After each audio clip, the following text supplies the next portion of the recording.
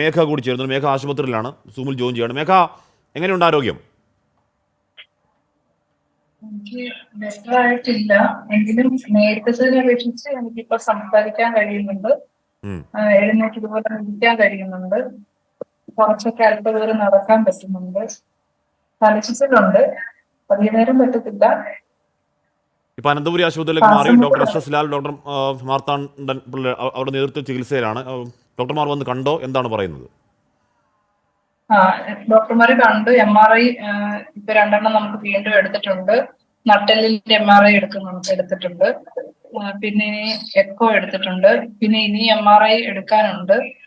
ബാക്കി ടെസ്റ്റുകളും ഒക്കെ നടന്നുകൊണ്ടിരിക്കുകയാണ്. എനിക്ക് ശ്വാസം മുട്ടലുള്ളത് കാരണം സംസാരിക്കാൻ പറ്റത്തില്ലായിരുന്നു. വേദന കൂടുന്ന സമയത്ത് എനിക്ക് ശ്വാസം മുട്ടൽ കൂടുതലായിരുന്നു, വൊമിറ്റിങ് കൂടുതലായിരുന്നു. ഇവിടെ വന്നതൊക്കെ ഞാൻ ഇതുവരെ വൊമിറ്റ് ചെയ്തില്ല.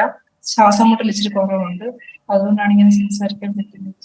കഴുത്തിൻ്റെ പരിക്ക് യഥാർത്ഥത്തിൽ എന്ത് പരിക്കാണ് മേഘ? അടിച്ചപ്പോൾ ഞരമ്പിനെന്തോ ക്ഷതമേറ്റു എന്ന് കേട്ടിരുന്നു, അങ്ങനെയാണോ? അതെ, എന്നെ 2 അടിയാണ് അടിച്ചത്. ആദ്യത്തെ അടി എന്റെ തലയുടെ പുറകുവശത്തും, രണ്ടാമത് എന്റെ കഴുത്തിന് പുറകിലായിട്ട് അടിച്ചു. അപ്പൊ MRI എടുത്തപ്പോ നമുക്ക് കാണാൻ കഴിഞ്ഞത് 2 ഡിസ്ക് ബൾജ് ആയിട്ട് അതിനിടയിലേക്ക് നെർവ് കയറിയിരിക്കുകയാണ്. എത്ര നാൾ ആശുപത്രിയിൽ തുടരേണ്ടി വരും എന്നാണ് ഇപ്പോൾ ഡോക്ടർമാർ പറയുന്നത്?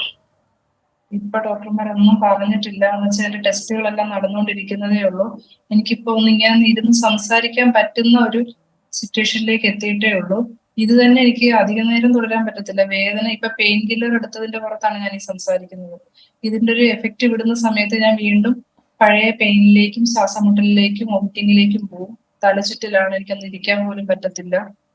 ഓക്കെ ഓക്കെ ഓക്കെ, വിശ്രമിക്കൂ മേഘ. എത്രയും പെട്ടെന്ന് എന്താണ് രാഷ്ട്രീയത്തിലേക്ക് തിരിച്ചെത്തൂ. യുവാക്കളായ രാഷ്ട്രീയക്കാരെ കേരളത്തിന് ആവശ്യമുണ്ട്. നന്ദി മേഘ, നന്ദി.